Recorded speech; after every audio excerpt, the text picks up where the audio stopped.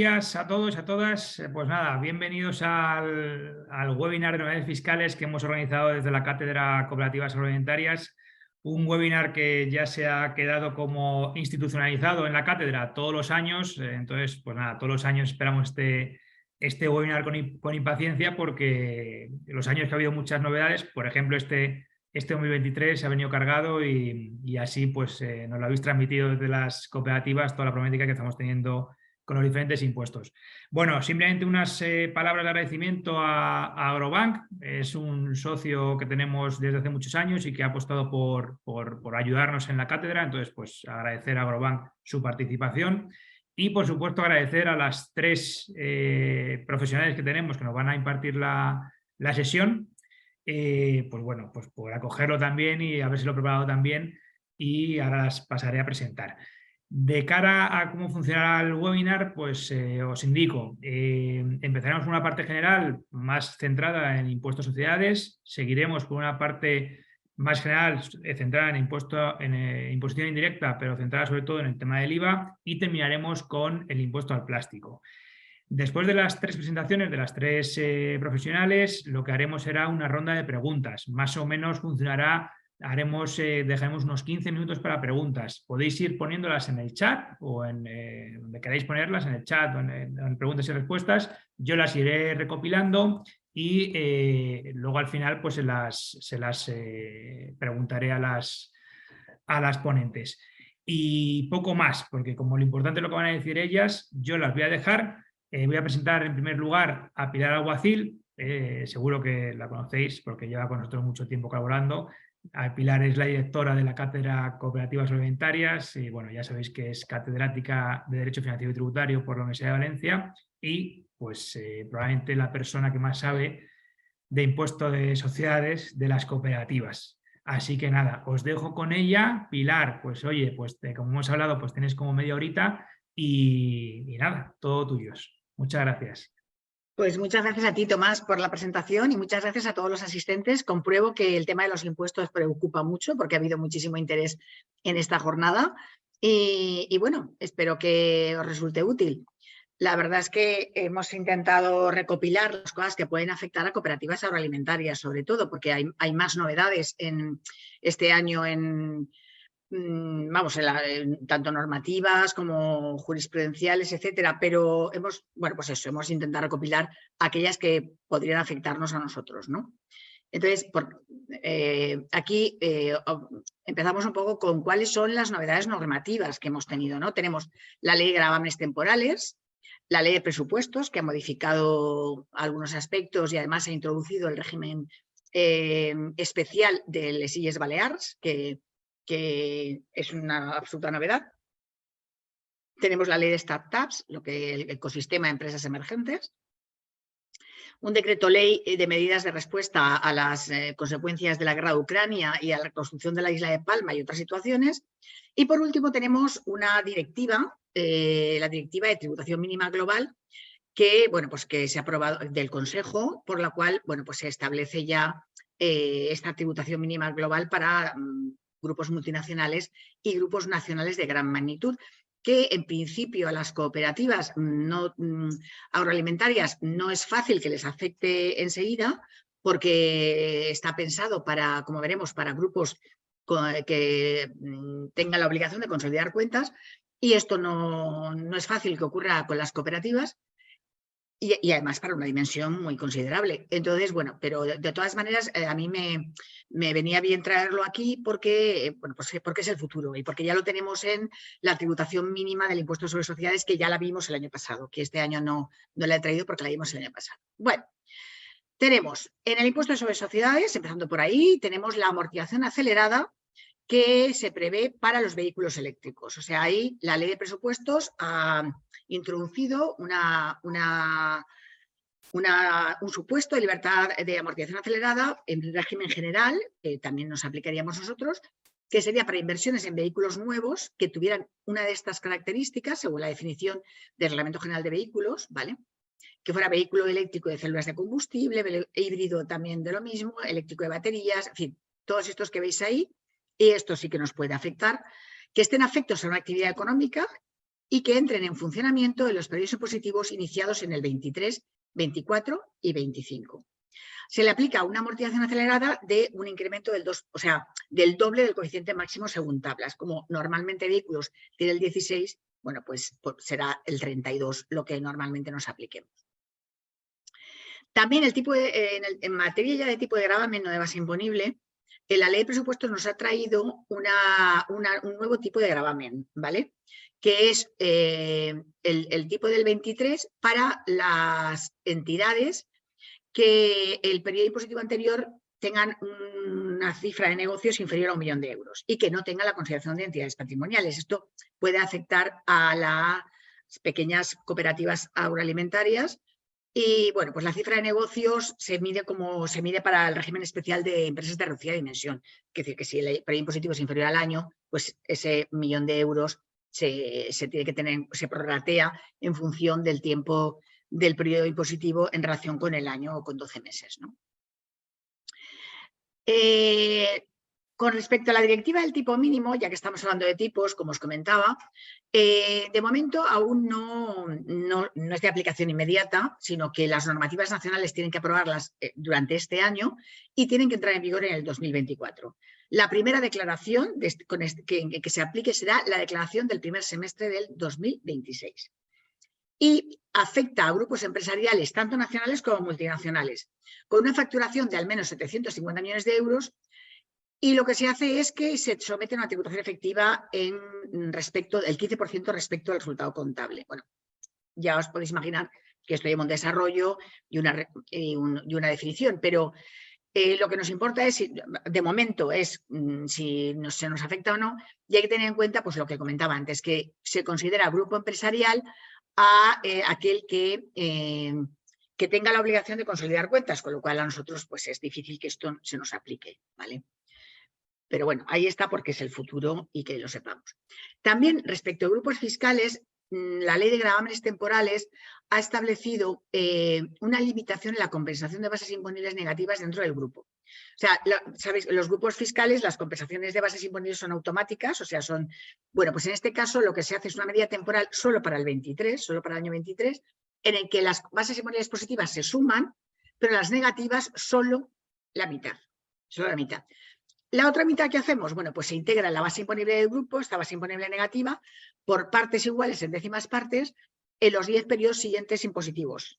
Incluso aunque aquella entidad que hubiera generado la base imponible negativa quede excluida del grupo fiscal. Bueno, pues esto está pensado para bases imponibles negativas. En materia de cooperativas no se ha dicho nada, ni como en principio los grupos cooperativos suelen ser, vamos, lo lógico es que sea aquella cooperativa que participa mayoritariamente en una sociedad limitada o en una sociedad mercantil, que es donde puede haber una consolidación. Bueno, pues en ese caso pues trabajaremos con la base y no con el tipo, no con la cuota.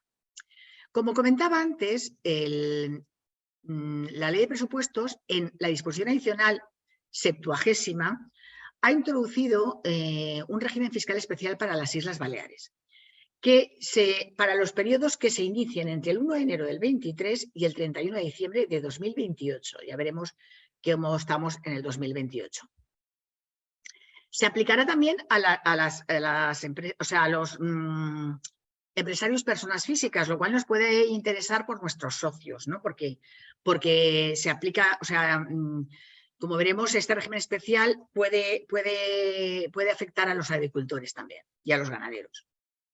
El régimen especial se compone de 2 medidas. Como os decía, se aplica tanto a contribuyentes del impuesto sobre sociedades, que en este caso serían las cooperativas agroalimentarias, como a las personas físicas que estén en estimación directa, no si están en el régimen especial, o sea, si están en simplificado. Entonces, se compone de dos elementos, básicamente. Por una parte, una reserva para inversiones, que es una reducción de la base imponible. O sea, se reducen en la base imponible una cantidad muy importante, que es el 90% del beneficio no distribuido generado en las Illes Baleares, que se va a esa reserva. Es una reserva muy importante.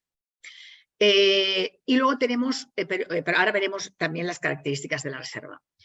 Y luego tenemos también el régimen especial para empresas industriales, agrícolas, ganaderas y pesqueras, que es una bonificación en la cuota del 10% de la cuota derivada de los rendimientos que vienen de las ventas de bienes producidos en las Illes Balears, siempre y cuando se mantenga el empleo con el empleo de los 12 meses anteriores, ¿vale? Bueno, hay algunos supuestos que se excluyen de la aplicación de este régimen y se prevé un incremento de que la bonificación en vez de ser el 10% sea del 25% en el caso de que en vez de un mantenimiento del empleo haya una creación de empleo. Como os comentaba, la reserva para inversiones en Illes Balears, en el régimen especial, bueno, pues lo que hacemos es destinamos los beneficios a la reserva, a esta reserva que de beneficios no distribuidos, entonces hasta el límite del 90% del beneficio no distribuido podemos deducírnoslo en la base imponible, pero ese dinero en el plazo máximo de 3 años debe destinarse a inversiones, ¿vale? Esas inversiones, bueno, pues ahora veremos que están tasadas también por el legislador, aunque bueno, la regulación ya os digo yo que es muy amplia, muy detallada, más propia de un reglamento que de una ley, pero bueno, os estoy contando un poquito los huesos, ¿vale?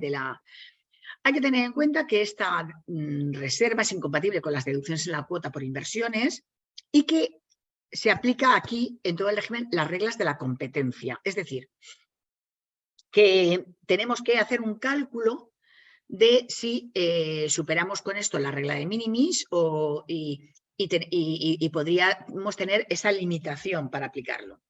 No sé cómo lo van a aplicar, porque la verdad es que la aplicación de las reglas de competencia en materia de ayudas de Estado a los beneficios fiscales son complicadas, pero supongo que, bueno, pues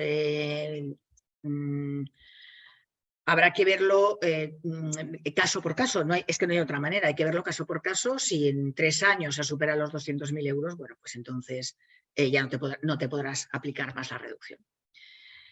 Vale, las inversiones tienen que estar, o sea, estas inversiones que vamos a tener que hacer durante el plazo máximo de 3 años, tienen que estar en territorio balear y tienen que ser afectadas a actividad económica.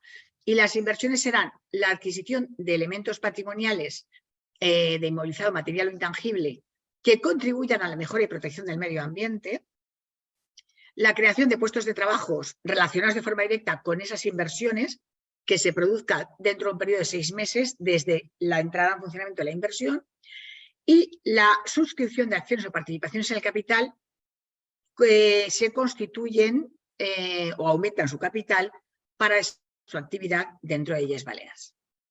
Y ya con esto acabamos con el régimen de les Illes Balears. Otras modificaciones que hace la ley de presupuestos, que son un poco... Bueno, pues que se ha aprobado una nueva tabla de coeficientes máximos para el impuesto sobre incremento de valor de los terrenos de naturaleza urbana y esa resultará de aplicación a partir de 1 de enero del 23. La ley de presupuestos la ha actualizado.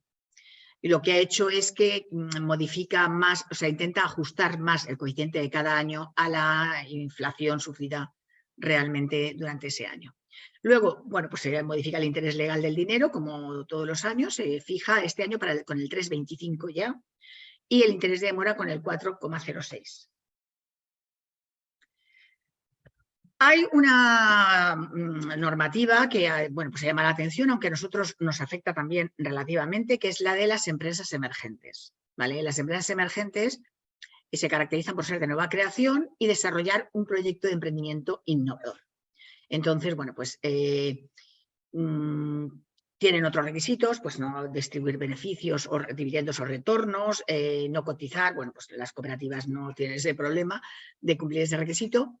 Y bueno, pues el 60% de la plantilla tiene que tener un contrato laboral en España y bueno, pues las cooperativas también los socios de trabajo también se computan ahí, ¿vale? Bueno, esto puede motivar para la creación de nuevas empresas por parte de las cooperativas agroalimentarias que, bueno, pues que desarrollen proyectos pues, de biotecnología o cosas no sé, se me ocurren cosas de este tipo, hoy que incluso pueden tener la forma de cooperativas. Pero bueno, el caso es que nos puede afectar a la hora de eso, de generar empresas nuevas, porque en fin, no veo yo que cooperativas agroalimentarias nuevas se vayan a generar muchas, ¿no? El caso es que lo que tienen es o sea, tienen unos incentivos fuertes para el inicio de la actividad. Por ejemplo, el tipo de gravamen, el primer periodo impositivo y los 3 siguientes, en que tengan base imponible positiva, es del 15%, siempre y cuando sigan manteniendo los requisitos. La tributación de los 2 primeros periodos impositivos con base imponible positiva se aplazará, el primero a los 12 meses y el segundo a los 6 meses, o sea, tenemos un aplazamiento automático. Y en el periodo posterior a estos periodos aplazados, no tienen que hacer pagos fraccionados, ¿sí? Siempre que mantengan la condición. Y luego una cuestión que ya no es del impuesto sobre sociedades, sino que es de procedimientos tributarios, pero que yo creo que a nosotros nos afecta más. O sea, la verdad es que creo que nos afecta directamente. Bueno, ¿quién comprueba el régimen especial de cooperativas? ¿Los órganos de gestión o los órganos de inspección? Pues aquí teníamos la normativa hasta ahora mismo, teníamos que la regulación de las potestades, para la comprobación de regímenes especiales estaban reguladas en la Ley General Tributaria de la forma siguiente. El artículo 117 regula las funciones de los órganos de gestión y no mencionaba en ningún momento a la comprobación de regímenes especiales. En cambio, el 141 de la Ley General Tributaria, que era el relativo a las funciones de la inspección, sí que decía expresamente en el apartado E que entre sus funciones estaba la comprobación del cumplimiento de los requisitos exigidos para la obtención de beneficios o incentivos fiscales y devoluciones tributarias, así como para la aplicación de regímenes tributarios especiales. Pues bien, con base en eso, la jurisprudencia se pronunció porque la inspección comenzó a hacer, los órganos de gestión comenzaron a hacer requerimientos a determinados sujetos de regímenes tributarios especiales para comprobar que cumplían los requisitos.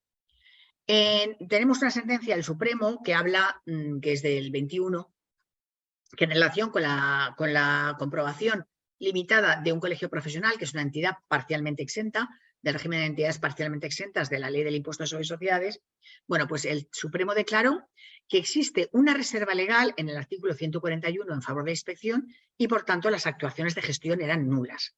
Esa doctrina se podía aplicar perfectamente en materia de cooperativas, porque también es un régimen tributario especial. Y efectivamente, bueno, pues llegaron varios casos al Tribunal de Justicia de Castilla y León y todos los resolvió igual, citando la sentencia del Supremo, diciendo que, bueno, pues que esa era la doctrina y que por tanto no, o sea, había una reserva legal, que sin duda las cooperativas tenían un régimen tributario especial que se podía calificar de tal y que entonces, bueno, pues que los órganos de gestión no podían comprobar. Y por último, el Tribunal Económico Administrativo Central, pues lo aceptó también, ¿vale? Una resolución de ahora mismo, del 19 de diciembre del 22, diciendo que los órganos de gestión pues, no podían entrar a comprobar el cumplimiento de los requisitos para un régimen tributario especial sin perjuicio de que pudieran comprobar otras cosas de un sujeto sometido al régimen tributario especial dentro del ámbito de sus competencias, ¿no? Eso era evidente. Pero bueno, pues en el Real Decreto Ley 1322, que hemos citado antes en la primera diapositiva, se modifica con efectos 1 de enero del 23, se modifica el 117. Y entonces, en el 117, ahora sí que se contempla no solamente el reconocimiento y comprobación de la procedencia de los beneficios e incentivos fiscales, sino también se dice así como de los regímenes tributarios especiales. Con lo cual, la situación ha cambiado. Y, por tanto, ahora podéis empezar a recibir requerimientos de los órganos de gestión para que les entreguéis los documentos necesarios para la comprobación de... Ahí puede haber un problema con el tema de que eso supone la comprobación de contabilidad, pero eso será otra historia. Porque, claro, la mayoría de los requisitos pues, se contemplan en la memoria, o sea, la forma de verlos está en la memoria de las cuentas anuales. Entonces, bueno, pues ahí veremos a ver cómo lo van apañando. Y por último, yo he preparado un apartado de jurisprudencia y doctrina administrativa sobre fiscalidad de cooperativas en estos últimos tiempos, ¿vale? Entonces, bueno, sobre pérdida del régimen fiscal, que siempre tenemos, hay distintos pronunciamientos. Bueno, os voy a comentar varios que todos van por el mismo sitio. Y es la pérdida de la protección fiscal por la no contabilización separada de operaciones con terceros, ¿vale? Entonces, bueno, tenemos en este caso el Tribunal Económico Administrativo Central, en esta resolución del 19, además también una de las causas de pérdida era al no compensar beneficios, o sea, pérdidas pendientes con beneficios del ejercicio, ¿vale? Quedaban pérdidas pendientes y la ley de esta cooperativa, la ley reguladora de esta cooperativa, establecía que se tenía que compensar, o sea, que los beneficios no se podía mandar a reservas ni nada, ni repartir retornos ni nada, hasta que no se compensaban las pérdidas. Y bueno, pues como no lo habían hecho, pues perdían también la protección fiscal por el incumplimiento del artículo 13, que establece esto como causa de pérdida de la condición de protegida. Pero bueno, a lo que yo me quería referir, sobre todo es a varios pronunciamientos sobre el tema de qué se entiende, o sea, qué requisitos tiene esta contabilización separada, digamos, ¿vale? Entonces, en este caso concreto, la cooperativa había puesto una cuenta de compras a socios, ¿vale? Y con base en esta cuenta, entendía que ya se explicaba el por qué se habían separado, o sea, cómo había separado los resultados. Bueno, pues según el tribunal, no, porque en la memoria hay que expresar claramente cuáles han sido los criterios de asignación y de imputación, tanto de ingresos como de gastos, ¿vale? Para diferenciar las operaciones con socios y terceros. Con lo cual, bueno, pues yo os recomiendo que no se os pase esto en la memoria.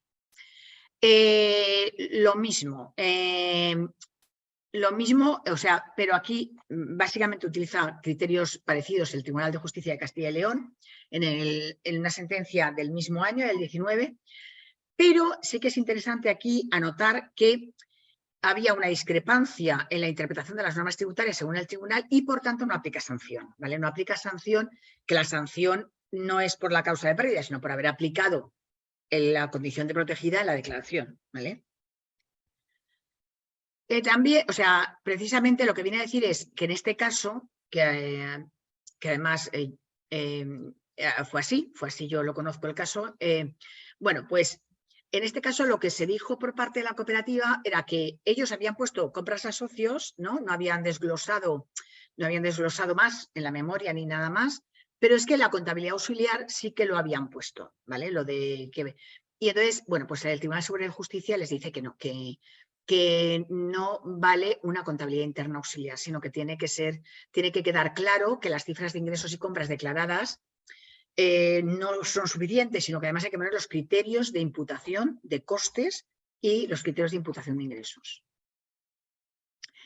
Aquí tenemos también una sentencia de la Audiencia Nacional del año 21, en que asume la doctrina del TEA que había comentado del 19. O sea, y más claramente la Audiencia Nacional lo dice. Dice, esta contabilidad tiene que permitir diferenciar el resultado de forma razonable, entonces tienes que estimar con criterios razonables y expresos, ¿vale? Expresos en la memoria, el coste asociado a cada una de las operaciones. Es decir, que tenemos que decir, bueno, no solamente pues, los ingresos por compras a socios son estos, sino también por qué hemos asignado estos gastos a la parte de cooperativa o a la parte extracooperativa.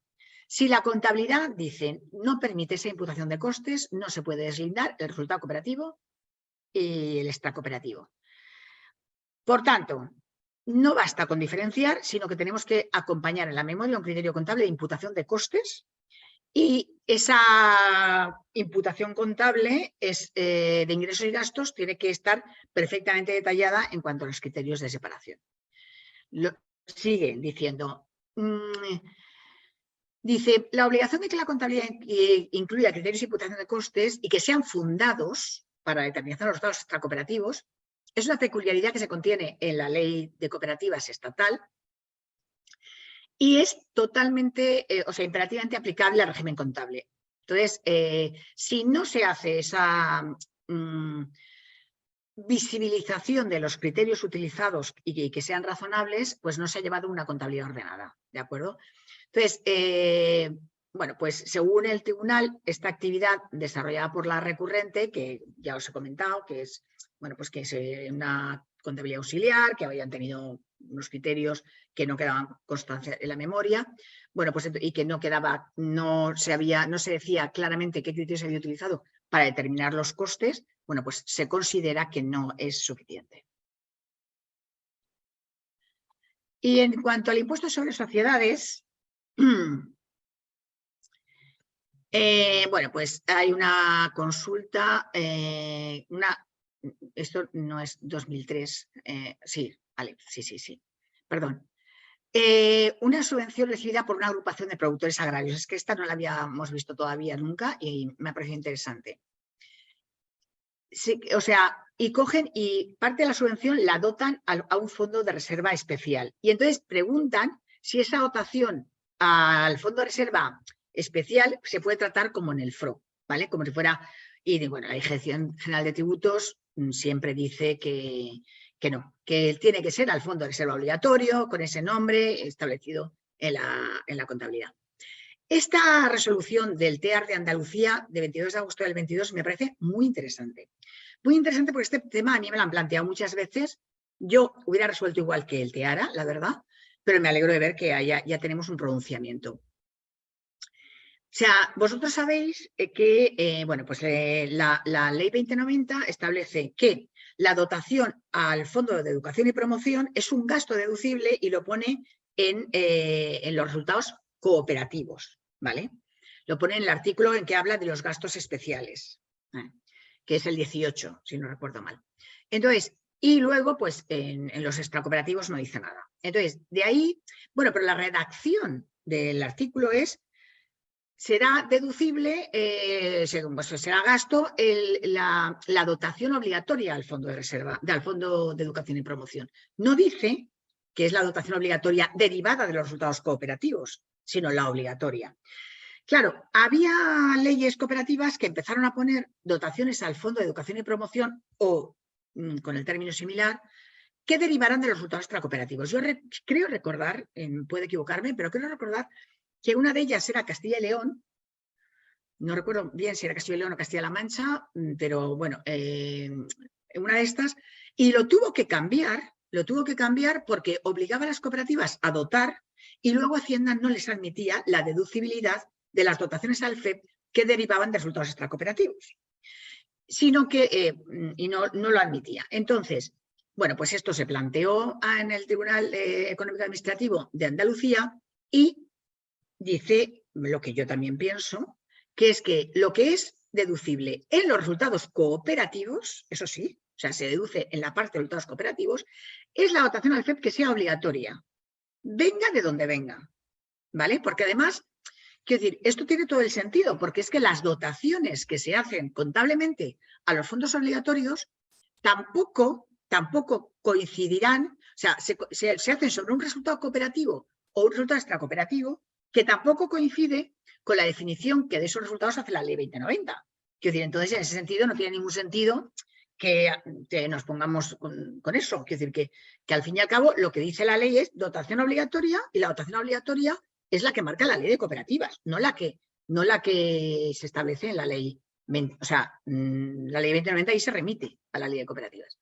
Por tanto, muy importante, aquellas cooperativas que en su ley reguladora tengan con carácter obligatorio o que en sus estatutos tengan con carácter obligatorio dotaciones al Fondo de Educación y Promoción de resultados extracooperativos, también serán deducibles y pueden citar, pueden defender que son deducibles porque tenemos esta resolución. Bueno, compensación de pérdidas. Se consolida ya la doctrina y se aplica ya, del Tribunal Supremo y se aplica ya a las cooperativas. ¿Os acordáis? ¿Vale? Que ya el TEAC cambió de criterio precisamente por la sentencia del Tribunal Supremo del año 21, en el que ya se dejaba claro que la compensación de bases imponibles negativas no era una opción tributaria y, por tanto, aunque se declarara extemporáneamente, la base imponible negativa, ¿vale? O tanto la base imponible negativa como la declaración del ejercicio en que esa base imponible negativa se quería compensar, pues se podía aplicar. Bueno, pues ya tenemos pronunciamientos aplicando esto a la compensación de cuotas negativas de cooperativas, ¿vale? Tenemos ya una sentencia del TSJ de la Comunidad Valenciana del año 22 en que dice, bueno, pues usted puede compensar cuotas negativas de ejercicios anteriores, aunque la declaración del ejercicio en que se compensa la cuota sea extemporánea, ¿vale? Pero también tenemos otra, también de la Comunidad Valenciana, en el que lo que se presenta extemporáneamente es el ejercicio en el que está la base imponible negativa, ¿vale?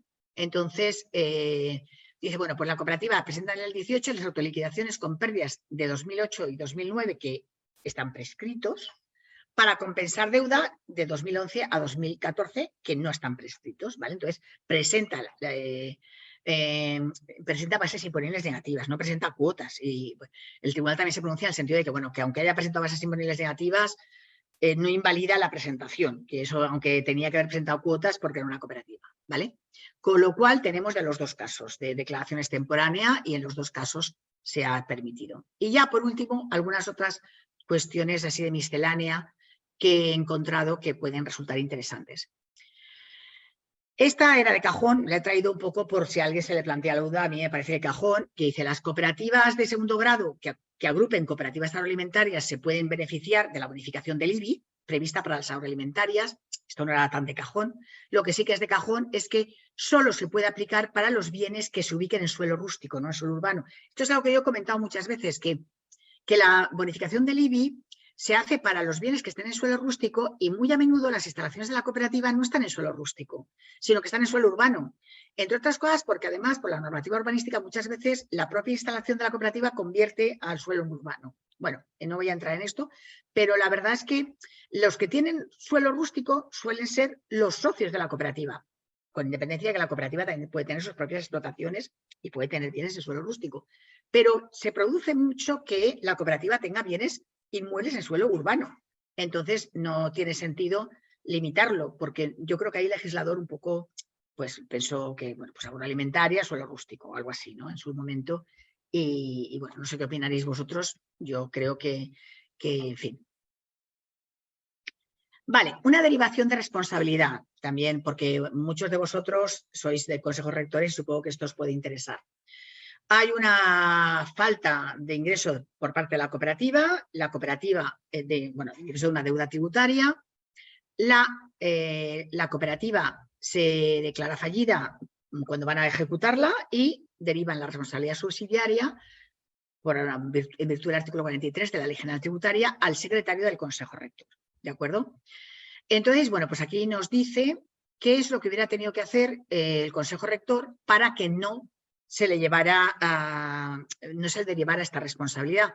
Y es que, bueno, pues en este caso tendría que haber llevado una correcta llevanza contable de los gastos de personal, que es donde están las deudas tributarias en este caso, y el consiguiente cumplimiento de haber presentado las autorizaciones semestrales de retenciones e ingresos a cuenta de rentas del trabajo en periodo voluntario.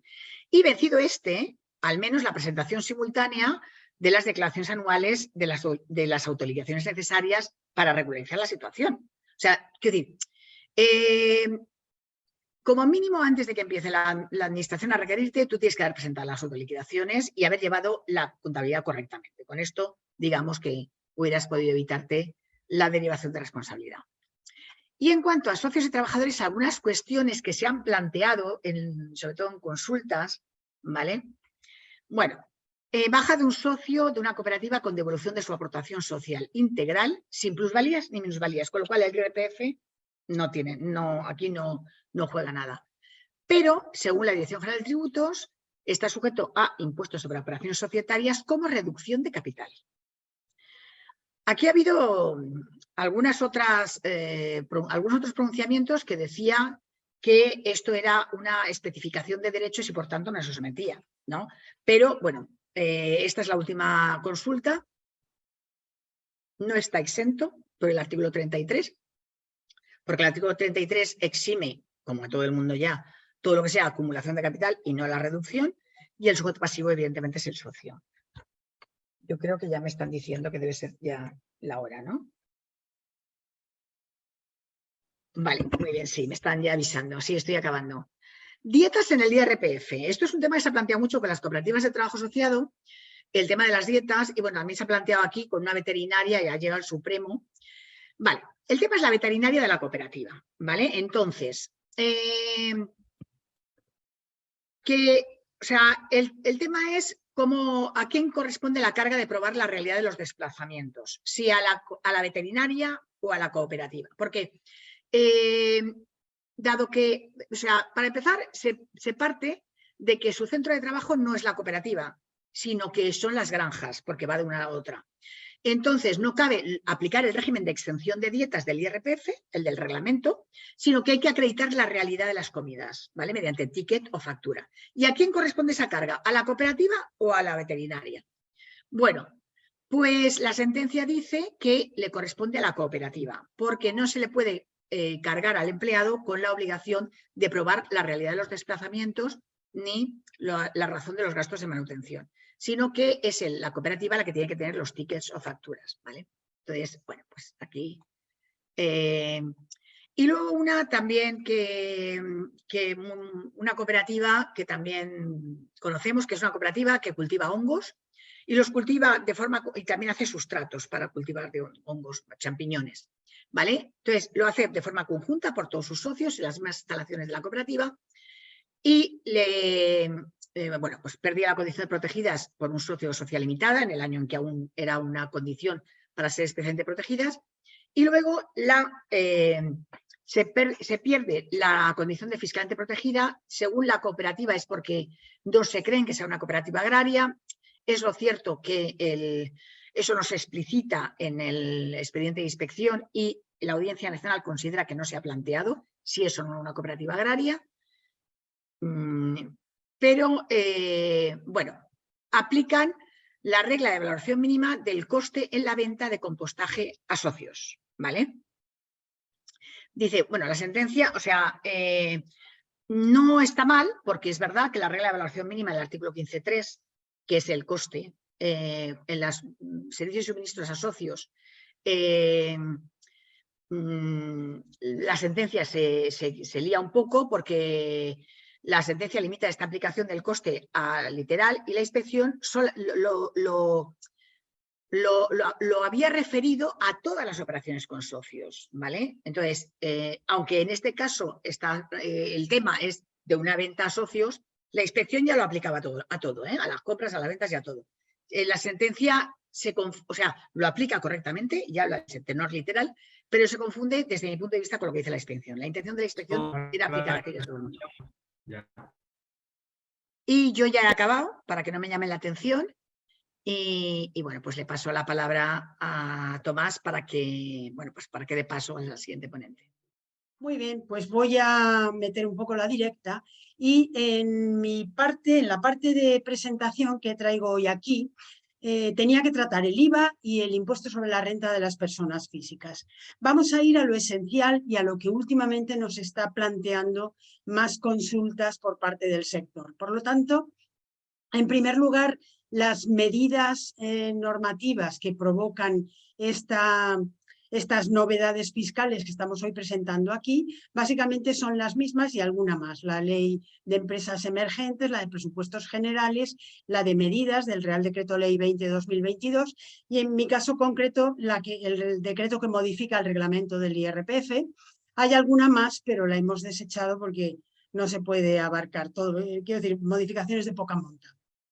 Bien, empezando por el IVA y concretamente por aquellas medidas que tienen carácter temporal y que consisten básicamente en la reducción de tipos que provoca el decreto ley o que aprueba el decreto ley 20/22, que todos conocemos bien. Tenemos que desde el 1 de enero del 23 hasta el 31 de diciembre se va a aplicar a las operaciones relacionadas con gas natural, briquetas y pellets procedentes de biomasa, así como a la madera para leña, se le va a aplicar el tipo del 5%, siendo el recargo de equivalencia el 0,62. Otra medida de carácter temporal, desde el 1 de julio, creo que no se ve entera, ¿verdad? La diapositiva, falta el título, pero como os vamos a dejar las presentaciones, ahí lo vais a Pilar, poder ver. sí que se ve entera, sí que se ve entera. ¿Ah, sí? Vale, perfecto, gracias. Bueno, pues desde el 1 de julio del 22, porque esta medida ya se venía aplicando durante el año anterior y con carácter temporal de momento hasta el 31 de diciembre del 23, las operaciones relativas a la energía eléctrica, entregas, importaciones y adquisiciones intracomunitarias, se les está aplicando un tipo del 5% para dos tipos de contribuyentes. Titulares de contratos de suministro de electricidad que tengan una potencia contratada no superior a 10 kilovatios y siempre que el precio del mercado diario correspondiente al último mes natural anterior al del último día del periodo de facturación supere los 45 euros por megavatio hora. En caso contrario, si fuera inferior, se aplicaría el tipo normal, que sería el 21%. El segundo bloque de contribuyentes son los titulares de contratos de suministro de electricidad que sean vulnerables o en riesgo de exclusión, es decir, perceptores del bono social de electricidad. Después tenemos esto ya sería lo que más interesa al sector. Por un lado, y dentro de dos bloques o dos modificaciones de tipos en materia de alimentación, tenemos que en principio hasta el 30 de junio del 23 se va a aplicar el 5% a las operaciones relacionadas con aceites de oliva y de semillas y pastas alimenticias. El recargo de equivalencia es el 0,62%.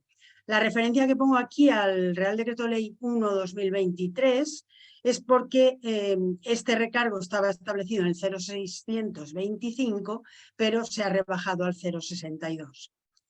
Poco cambio, pero vamos. Bien, en todo caso, si la tasa interanual de inflación subyacente del mes de marzo, perdonad, pero tengo la voz hoy bastante regular, publicada en el mes de abril, es inferior al 5,5%, esto provocará que a partir del día 1 del mes de mayo se aplique el tipo impositivo normal, esto es el 10%, y el recargo del 1,4%.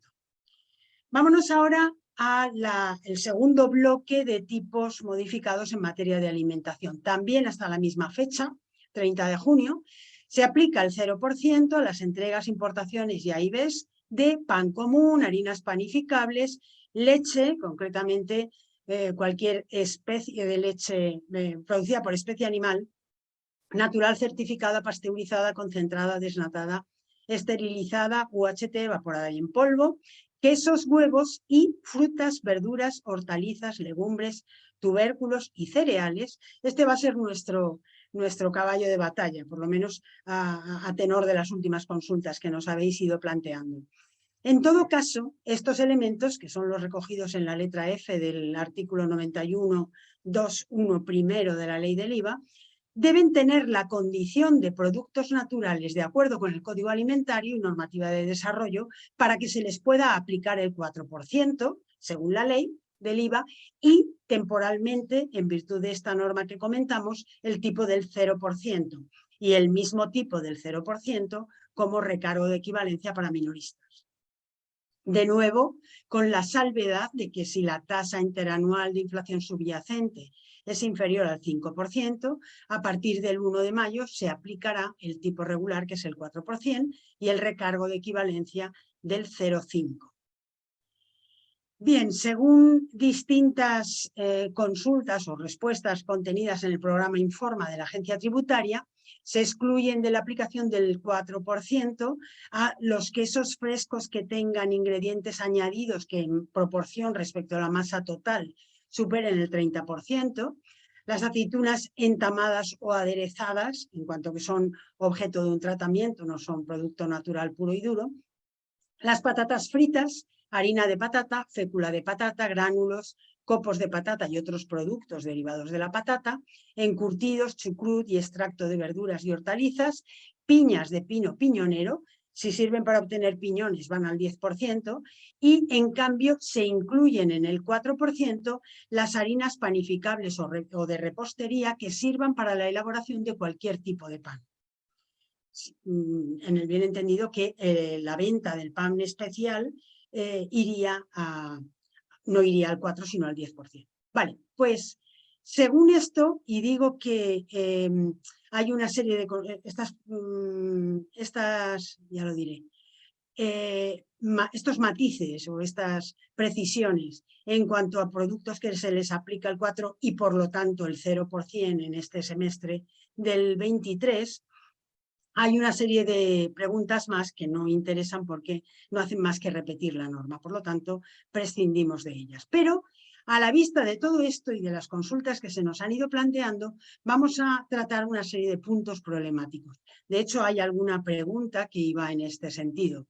Por un lado, el tipo aplicable a las semillas de cereal R1 y R2, el tipo aplicable a las entregas efectuadas en diciembre pero facturadas en enero, a los anticipos, qué pasa con las facturas rectificativas, a qué tipo van y qué ocurre con esa situación de tener un IVA soportado al 4% por compras o inputs efectuadas en 2022, diciembre o cualquier otro mes anterior, pero con ventas al 0% en el primer semestre. Pues bien, empezando por las semillas. Aquí tenemos una cuestión un poco problemática. Tengo que decir ya de antemano que a mí no me plantea duda que la solución que voy a dar me parece la correcta después de interpretar toda la normativa aplicable y la doctrina administrativa que se ha ido vertiendo sobre este punto. Pero también entiendo que tanto por algunas preguntas recogidas en el programa Informa, como incluso en alguna consulta de la DGT, como la 91 del 22, de 20 de enero del pasado año, en la que se dice expresamente que según dos informes del Ministerio de Agricultura, Pesca y Alimentación del año 98, las semillas cuyo destino es la multiplicación son materiales vivos y por lo tanto necesariamente naturales. Con lo cual ya tendríamos con esto resuelta la duda. ¿Vale? Bien, no puedo dejarlo aquí porque quiero hacer notar lo siguiente. Estamos hablando de una interpretación que hace el Ministerio de Agricultura, Pesca y Alimentación, pero va a quedar patente después de lo que vamos a ver que Hacienda no dice lo mismo, la Dirección General de Tributos dice otra cosa y a ello habrá que atenerse en todo caso. Pues bien, nos pasamos ahora a una pregunta reciente del Informa que en materia de cereales dice que tributan al 4% los cereales que tengan la condición de naturales. Y aquí incluye alpiste, arroz, avena, cebada, centeno, maíz, mijo, panizo, etcétera, etcétera. Y además algunas variedades de arroz, cáscara, cardo, blanqueado, pulido blanco, partido y granos verdes. Bien, pero tengo que hacer notar que está hablando de cereales, no de semillas. Bien. Por recapitular, tendríamos como puntos o fundamentos a los que ajustarnos. Por un lado, según la ley del IVA, tributan al 4% los cereales que tengan la condición de productos naturales de acuerdo con el Código Alimentario. Y aquí he de matizar que ya no se exige desde el año, me parece que era el 97, que sean aptos para la alimentación humana. Es decir, se permite cualquier destino. Alimentación humana, animal o cualquier otro destino que quiera darle el adquirente de estos productos. Bien, por otro lado, el Código Alimentario no define los productos naturales. Solo contrapone como productos transformados las preparaciones culinarias, las conservas y las semiconservas, con lo cual tampoco el Código Alimentario nos resuelve el problema de qué se considera producto natural. Y visto lo visto, habría que acudir a la norma sobre interpretación que recoge la Ley General Tributaria, concretamente en su artículo 12, apartado segundo, que cuando no hay una definición jurídica de un término, habrá que acudir, una normativa no recoja una definición de algún instituto, habrá que acudir al sentido jurídico, técnico o usual, según proceda. Por lo tanto, vuelve a decir, reproduciendo lo que dice la consulta antes comentada, 91 del 22 de la DGT, dice, en este sentido debe entenderse por productos naturales los que se obtienen directamente de sus cultivos sin someterlos a ninguna técnica de transformación. Y aquí viene un punto clave. El concepto de transformación, para lo que acudiremos al artículo 45 del reglamento del IVA. Bien, pues con todos estos, con este íter que va desarrollando la DGT, tanto en la resolución 2 del año 98 de 14 de mayo como en la consulta del 22 que comentamos, lo que hace es analizar los alimentos que se incluyen en el artículo 91.2.1 primero letra F a efectos de aplicación del tipo de gravamen del 4%. ¿Qué dice el artículo 45 del reglamento del IVA en cuanto a qué se consideran procesos de transformación? Lo dice en sentido negativo. No se considera transformación los actos de mera conservación de los bienes, tales como pasteurización, refrigeración, congelación, clasificación, limpieza, embalaje, acondicionamiento, descascarado, descortezado, etc. Por lo tanto, ya podemos concluir que las semillas de cereal R1 y R2 son productos transformados o elaborados y no entran en el concepto de productos naturales porque no mantienen sus características originales. Por lo tanto, valga la redundancia, se les aplica el tipo del 10%. Ahora bien, volviendo a otra pregunta del Informa, y lo digo a efectos de si alguien está o ha aplicado el 0%, es decir, no se les aplica el 4 y por lo tanto no se rebaja al 0 en el primer semestre del 23. Bien, pues esta consulta del Informa, en la que se plantea qué tratamiento tienen en el IVA las semillas a efectos de la aplicación del tipo, la respuesta es: son semillas los elementos botánicos cuyo destino es reproducir la especie o establecer cultivos, así como los tubérculos, bulbos y otros órganos y material vivo que se utilicen con tales fines. Las semillas cuyo destino es la multiplicación son materiales vivos y por lo tanto naturales, repitiendo aquello que ya dijo en el año 98 el Ministerio de Agricultura. A la vista de esto yo creo que no cabe sanción. Si tuviera una inspección o lo que sea o alguna comprobación, no cabe sanción porque siempre se podría esgrimir esta consulta, esta pregunta del Informa. Bien, vámonos al segundo punto. Operaciones, entregas producidas en diciembre y facturadas en enero. El devengo es siempre la regla que marca el momento en que el impuesto es exigible y se liga a la entrega tanto para socios en régimen general como para socios en régimen especial. Siempre, salvo operaciones de tracto sucesivo en los que el punto clave es la exigibilidad del pago del precio. Bien, para socios en REAGP ya hemos dicho el momento de entrega, si la operación se ha producido en diciembre, salvo que podamos decir que se trata de operaciones complejas, al amparo de la propia resolución de la Secretaría de Estado de Hacienda del año 2000 y de numerosas consultas de la Dirección General de Tributos, en las que lo que se dice es que el derecho a la compensación nace en el momento en que se produce la entrega de productos del socio, cualquiera que sea el momento fijado para el pago, pero recoge la salvedad de las operaciones complejas. Si hay posibilidad de tratar la operativa de una cooperativa como operación compleja, el derecho a percibir la compensación por parte del socio y por lo tanto el devengo de la operación nace cuando la cooperativa vende los productos a terceros, si lo que rige, sobre todo si consta en estatutos, tanto mejor, es un depósito, o lo que subyace es un contrato de depósito o comisión de venta, le entrego los productos a la cooperativa para que los venda a terceros, o bien cuando finaliza la campaña y su documentación. Y esto lo aplica a aquellos casos en que podamos hablar de la existencia de un contrato de suministro o de entregas fraccionadas a lo largo del tiempo. En definitiva, viene a ser lo mismo. ¿Qué pasa con los socios en régimen general? ¿Alguna pregunta ha hecho alguno de los participantes en este sentido? Pues bien, la Dirección General de Tributos tiene muy claro que cuando hay pagos anticipados anteriores al devengo, se aplica el tipo impositivo vigente en el momento en que se realiza el pago anticipado.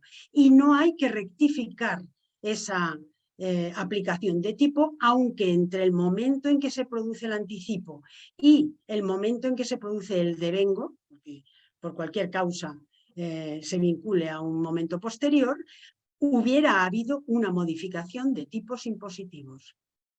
Bien, en conclusión podemos decir, para socios en régimen general, por un lado, que la Dirección General de Tributos no les aplica, no dice nada nunca en ninguna de sus resoluciones acerca de la consideración de operaciones complejas cuando el socio se encuentra en régimen general.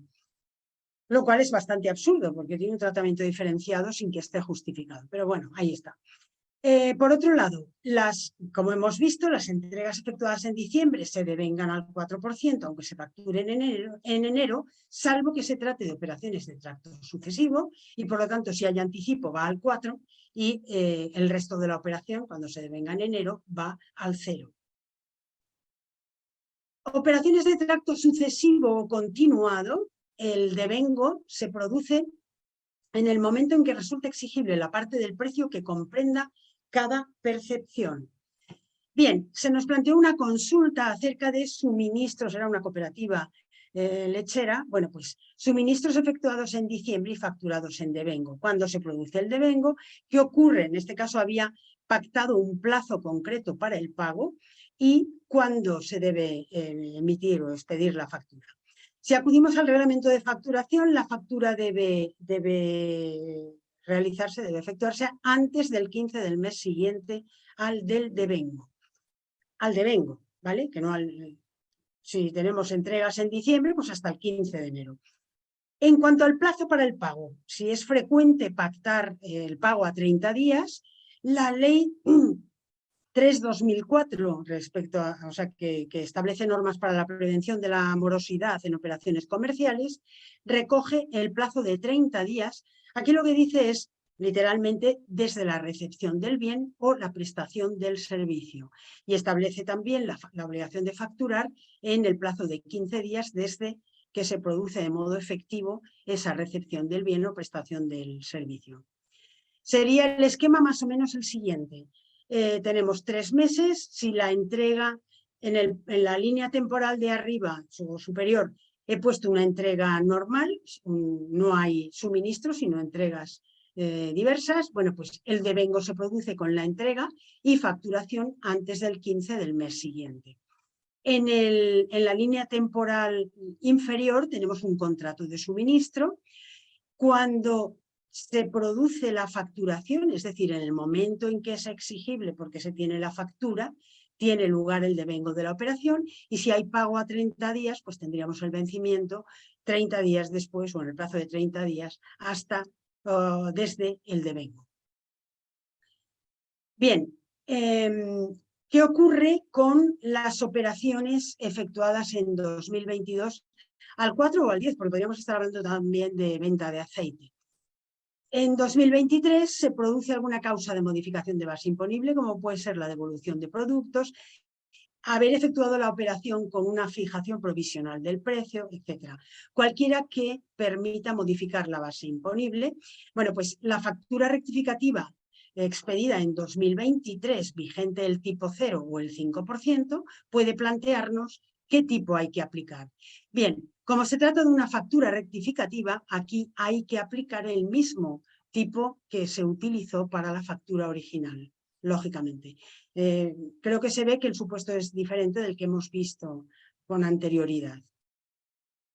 Y por otro lado tenemos también una situación que se va a producir en muchos casos y es que aquellas compras que se han ido efectuando en 2022 con unos IVA soportados al 4 o al 10% y que a partir de 1 de enero del 23, aquí he puesto IVA devengado al 0%, pero también cabría considerar el 5% para aceite de oliva o de semillas. Aquí, ¿qué tenemos? Pues un crédito de impuesto que el socio podrá solicitar su devolución en enero de 2024 y no antes, salvo que solicite la inclusión en el régimen de devolución mensual, en el registro de REDEME.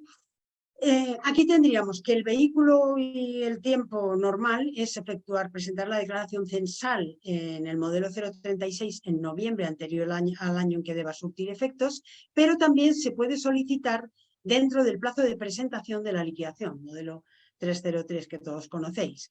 Los efectos aquí se producirían a partir del día siguiente a la finalización del plazo de declaración, 1 de abril, julio o octubre. La falta de contestación en el plazo de 3 meses produciría la denegación por silencio negativo, y en otro caso, si se resuelve positivamente y queda incluido en el sistema, en el registro de evolución mensual, hay obligación de utilizar el SII. Por lo tanto, hay que plantearse si interesa eso o retrasar un poco el pago, porque quizás a alguno no le venga bien utilizar el sistema del que hablamos. Bien, vamos a alguna otra medida, ya no es de carácter temporal, sino que modifica la ley del impuesto, básicamente por la ley de presupuestos. Y aquí voy a ser muy breve: límites cuantitativos del régimen especial simplificado y del especial de la agricultura, ganadería y pesca se prorrogan para 2023, estableciéndose como plazo de renuncia o revocación desde el 25 de diciembre del 22 hasta 31 de enero del 23, pudiendo en este plazo revocar o modificar renuncias o revocaciones presentadas en el plazo vigente, vigente normalmente, quiero decir, del 1 al 24 de diciembre del 22. ¿Qué pasa con los créditos incobrables, con los impagados? Se ha modificado el procedimiento de recuperación, elevando el importe mínimo de la base imponible de la operación, rebajando de 300 a 50 euros, siempre que el destinatario sea un consumidor final. Por otro lado, ya no es necesario reclamación judicial o requerimiento notarial previo, sino que se admite cualquier otro medio que acredite fehacientemente la reclamación del cobro. Por otro lado, se admite también esta modificación de créditos o impagos cuando han sido consecuencia de procedimientos de insolvencia declarados en otro Estado miembro. Y por último, el plazo se extiende de 3 a 6 meses. En el IGIC, se produce una modificación que acerca al IVA la imposibilidad de modificar la base imponible cuando se acredite la existencia de un fraude. La regla de explotación efectiva, bien, el resto de operaciones, de modificaciones, como las tenéis en la presentación. Si alguien tiene alguna duda, me puede poner un correo y podemos resolver la duda que se plantee. De modo que me voy a ir directamente ya al impuesto sobre la renta de las personas físicas, del que solo voy a dar un par de pinceladas que considero las más relevantes. Por un lado, la reducción adicional variable para rendimientos netos de actividades económicas inferiores a 19.747,5 euros, la misma que se aplica en rendimientos de trabajo. Pues se ha incrementado y aquí tenéis los importes, y esto es para socios que están en estimación directa, tanto normal como simplificada. Para socios que se encuentren en estimación directa simplificada, tenemos que el coeficiente de gastos de difícil justificación y provisiones no deducibles, que era del 5%, ahora se ha elevado al 7%, de momento para 2023. Por otro lado, los límites cuantitativos de la estimación objetiva, lo mismo que sucedía con los regímenes especiales en IVA compatibles, se prorrogan para 2023 y, por lo tanto, se mantienen en 250.000 euros de ingresos o de gastos, y tratándose de ingresos por los que haya obligación de facturar por la condición empresarial del destinatario, el límite es de 125.000. El plazo de renuncias y revocaciones, lo que hemos dicho antes, la misma situación, y una reducción del rendimiento neto en estimación objetiva aplicable en principio a todos los contribuyentes, pero hay que ver el 10% para 2023. ¿De acuerdo? Bien, retenciones han tenido algunas modificaciones. En la renta del ahorro se le añade un tramo al 14. Aquí he recogido la estatal, aplicable también a la autonomía, por lo tanto el gravamen global será justo el doble. Y se modifica también el cuarto tramo, que estaba en el 13, pues 13,5. Vale, ya está.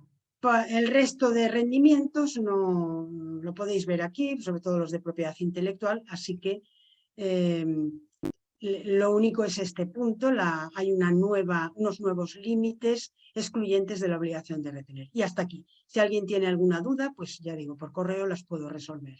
Muchas gracias. No, muchas gracias a ti, Pilar, y disculpa porque justo cuando ha terminado Pilar Alguacil y entrabas tú, me he quedado sin conexión. Ya sabéis que la No te Confederación preocupes. estamos justo al lado de los nuevos ministerios y de vez en cuando hacen algunos barridos y nos dejan sin conexión. Bueno, pues muchas gracias, Pilar, y pasamos, bueno, como he presentado anteriormente, pues bueno, ya ha podido la audiencia comprobar, Pilar es, si antes yo decía que Alguacil era la que más sabía de imposición directa, especialmente de impuestos de sociedades en cooperativas, pues Pilar Bonet es sin duda la que más sabe de imposición indirecta, especialmente en IVA, de cooperativas. Entonces es siempre un placer escucharte, Pilar. Bueno, vamos a darle tiempo. Gracias, Pilar. Ahora vamos con la. Luego te volvemos a ver para las preguntas.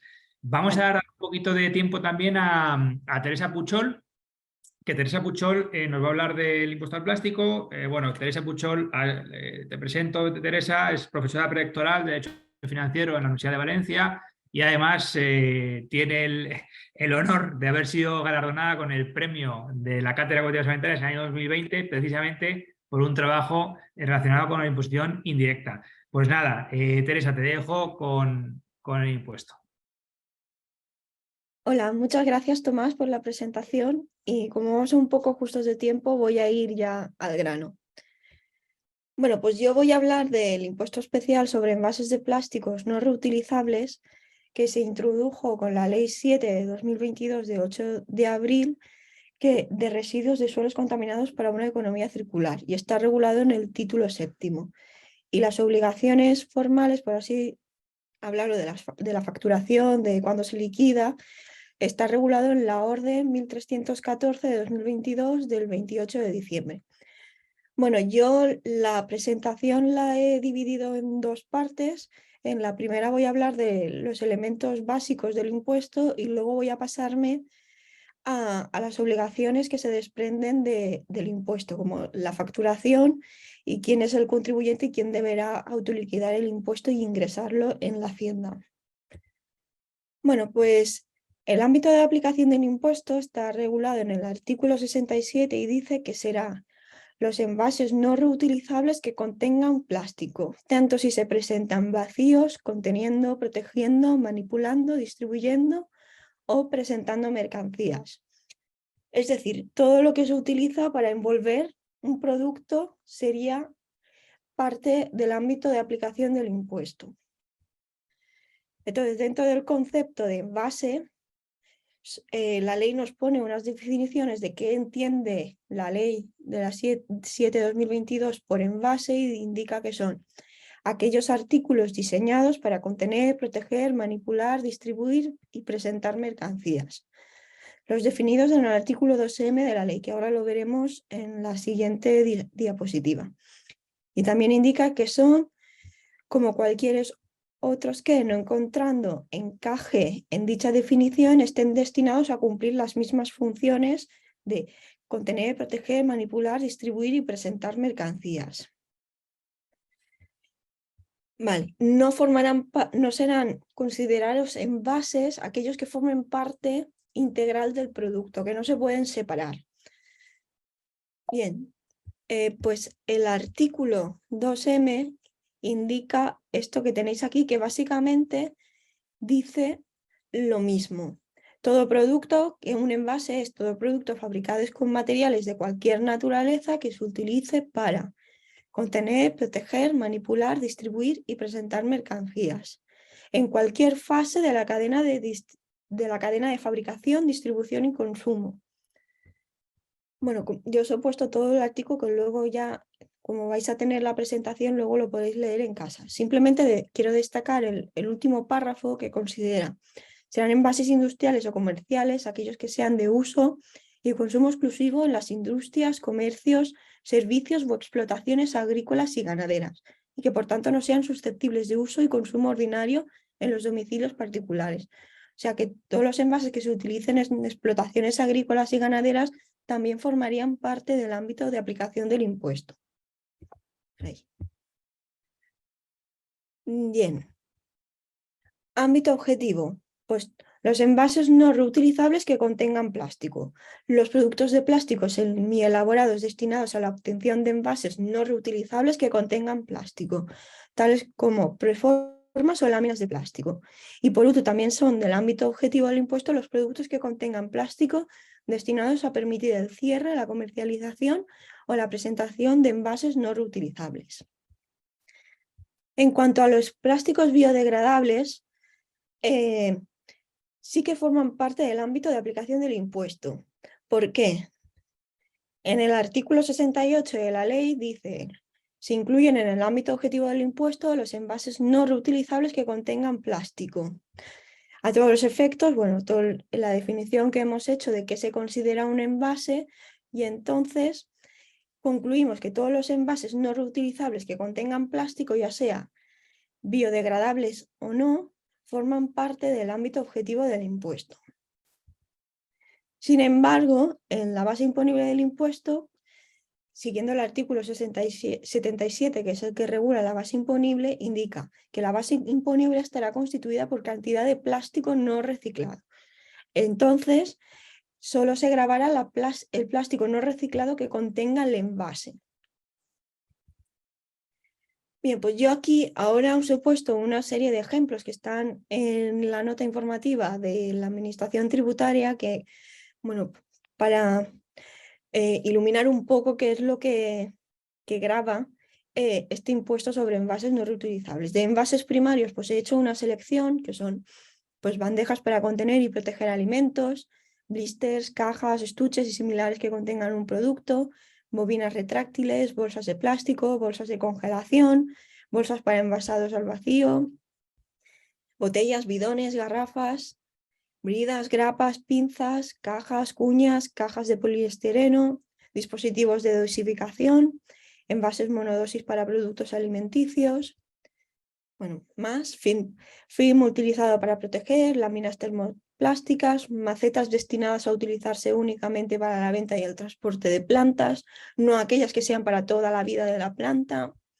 mallas o redes, películas o láminas para envolver alimentos, preformas de plástico, sistemas de barrera estéril, y entre los envases secundarios y terciarios estarían los anillos de plástico, cinta de embalaje, film para embalaje, film para presentar toda clase de productos, film protector de burbujas y film protector de palés.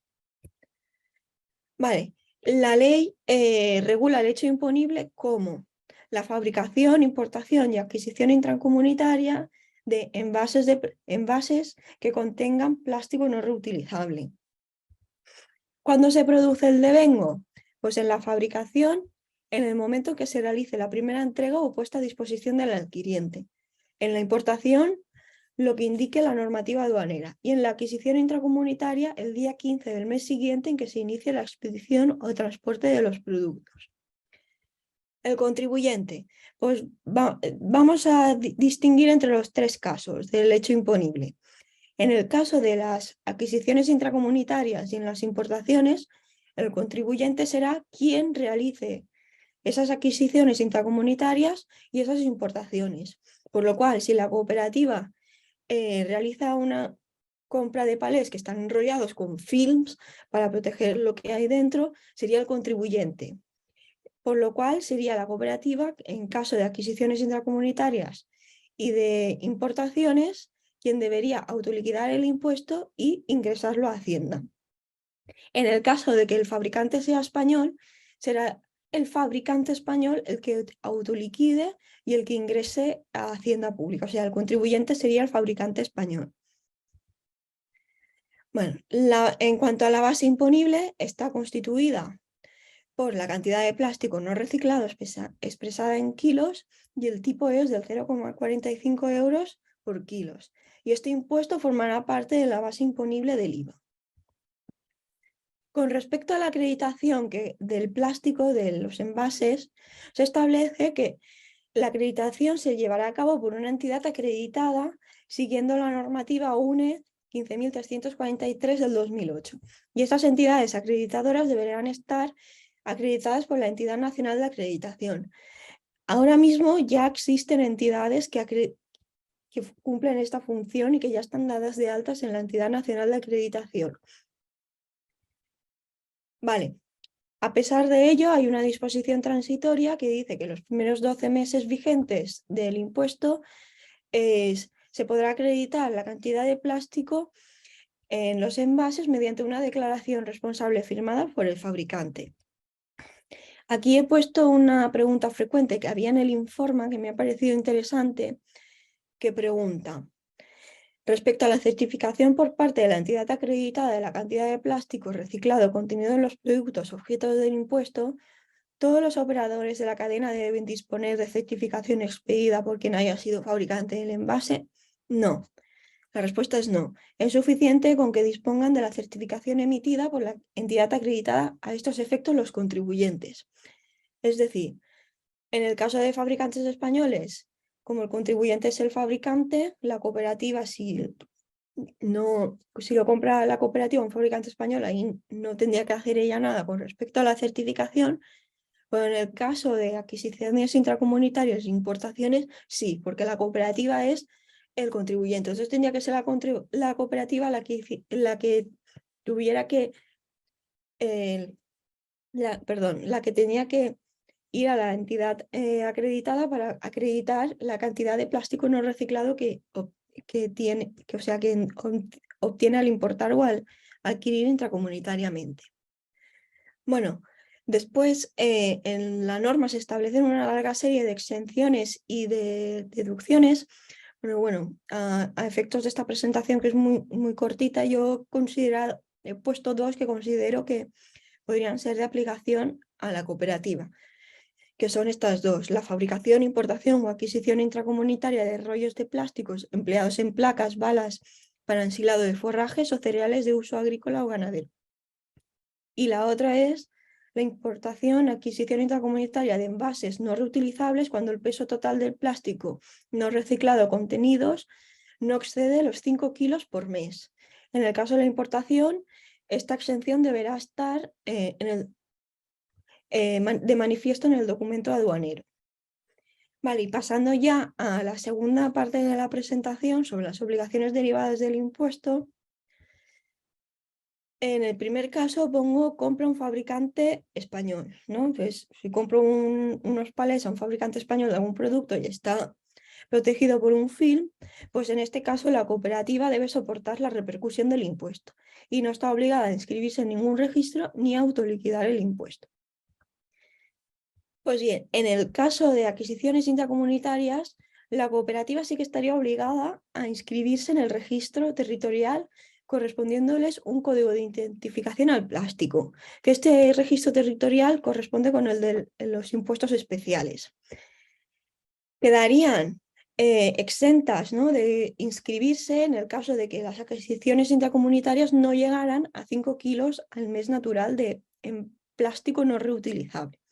En las importaciones no sería necesario hacer la inscripción. Bueno, aquí es simplemente para resaltar un poquito la importancia en el caso de la inscripción en el registro, porque se califica la falta de inscripción como sanción grave y una multa pecuniaria fija de 1.000 euros. Pues en este caso, en las adquisiciones intracomunitarias, la cooperativa sí que estaría obligada a llevar un libro de registro de existencias, pero quedaría exenta de hacerlo en el caso de que en las liquidaciones no resultara una cuota a ingresar. En las importaciones tampoco estaría obligada. Y en el caso de compra a un fabricante español, tampoco estaría obligada a llevar un libro de existencias, porque la cooperativa no sería la contribuyente, el contribuyente. En cuanto a la liquidación, en compra a un fabricante español no tiene que hacer ninguna autoliquidación. En las adquisiciones intracomunitarias sí estaría obligada a realizar la autoliquidación y, como en el caso anterior, estaría exceptuada cuando no saliera cuota a ingresar. Y en las importaciones tampoco estaría obligada a autoliquidar, porque se devenga en aduanas, se pagaría en la liquidación de aduanas. Vale, con respecto a aspectos generales de la liquidación, pues es una liquidación trimestral, a excepto en que en el IVA se tribute por el REDEME, que en ese caso en el impuesto especial sobre envases no reutilizables también será mensual. Se presenta los primeros 20 días naturales siguientes a la finalización del periodo de liquidación, y el modelo es el 592 y se presenta telemáticamente. En las importaciones se seguirá según la normativa aduanera. Bueno, y con respecto a la facturación, y con esto ya termino, distinguimos dos casos. En venta por fabricación en España, el fabricante debe repercutir el impuesto, como ya hemos dicho, y en la factura debe constar el importe de las cuotas devengadas, la cantidad de plástico no reciclado en los productos expresada en kilos y si resulta de aplicación alguna exención. En el resto de los casos debe ser a petición del adquiriente y tiene que pedir que conste en factura el adquiriente, o sea, si la cooperativa cuando hace alguna adquisición intracomunitaria debe ser la cooperativa la que pide que esté en la factura el importe del impuesto satisfecho y si resultó de aplicación alguna exención y la cantidad de plástico no reciclado contenido en los productos. Bueno, hasta aquí mi presentación y siento la desconexión momentánea y espero que haya sido de utilidad. Gracias. Muchas gracias, Teresa. Bueno, nos queda poco tiempo, pero dos cosas. La primera, el impuesto al plástico ha terminado Teresa, pues como habéis visto, ya lo ha apuntado, no hemos entrado en profundidad y os cuento, pues os puede interesar que el lunes 21 hemos organizado un webinar, os llegará la invitación específico de impuesto al plástico. Como es un impuesto nuevo, pues hemos querido darle, aparte de hoy, pues mencionarlo y Teresa nos ha hecho un buen análisis del mismo, pero queremos en profundidad tocarlo, explicarlo y para ello el lunes 21, ya digo, tenemos un webinar específico de impuesto al plástico. Segunda cosa que os voy a comentar, sois muy rápidos y rápidas porque hacéis preguntas antes de que termine el ponente de exponer y algunas preguntas que poníais luego en la ponencia de la ponente se han resuelto.